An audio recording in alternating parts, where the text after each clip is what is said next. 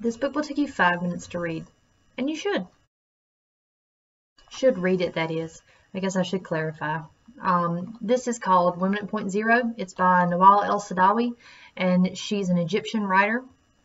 And this is based on a true story from the 1970s where a prostitute named Firdaus, my professor pronounces it differently than how it's pronounced, so we're going to go with Firdaus because that's how we've been saying it.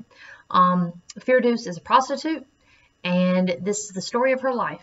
It is based on a real story of a real prostitute named Firdaus that Nawal El-Saadawi interviewed in prison because they were going to kill her because she killed her pimp. So this is basically the fictionalized true story of Firdaus and her growing up in the culture she grew up in that pretty much forced her into prostitution, and how she kind of came to realize what she was worth as a woman through that system. And, you know, we had nice arguments about, is it, you know, female agency to claim your body as a commodity and make money off of that? Is, you know, a trading in respect worth the power you get from having your own money? Is that agency, or is that more victimhood because that's the only thing she could do to have power in this culture?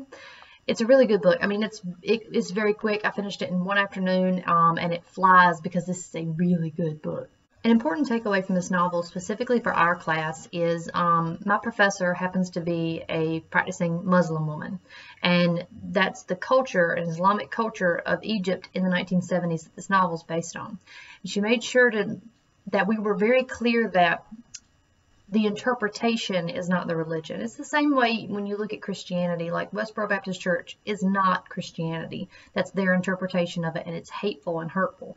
Well, the interpretation of Islam and the culture that Firdaus grew up in is also very hateful and hurtful toward women, and it gives people permission to beat their wives and, you know, treat them as lesser, but at the same time value their bodies enough to pay women to use them. So it's more of an exploration of the interpretations you can use for a system that should be good. For how short it is, this would be a really good own voices novel. If anyone was looking to kind of like tack that off a box for something. It's really hard to find this. I couldn't get it on Amazon. I had to go to Abe Books to buy it, and they didn't have it in the bookstore. You'd think they would because it's a textbook, but anyway, it was well worth the effort to find it because it just goes through. Like, she's a kid, she's in school, she's a prostitute, she kills a man. It's great. You're rooting for her. Like, and at the end, even knowing that she is going to die, and that's not a spoiler alert, this woman was really killed for doing this, but she wanted it because she knew that the only way that they could silence her and get rid of her truth was to kill her, because if they let her out, she was going to keep like killing men, and she was going to keep telling people the truth of what they were worth and what they could do, because there's power in being able to hit back. And that's what takes her the whole novel to figure out, is that she can hit back. So that's Woman at Point Zero by Nawal El-Saadawi. This was a really good book. This is one of my favorite ones we've read this semester, just because it is a quick, really relevant read, especially given it was written in 1970. It'll be really hard to teach in like a high school class, but we enjoyed it as a college class. But it'll be a really fun, you know, on voices. So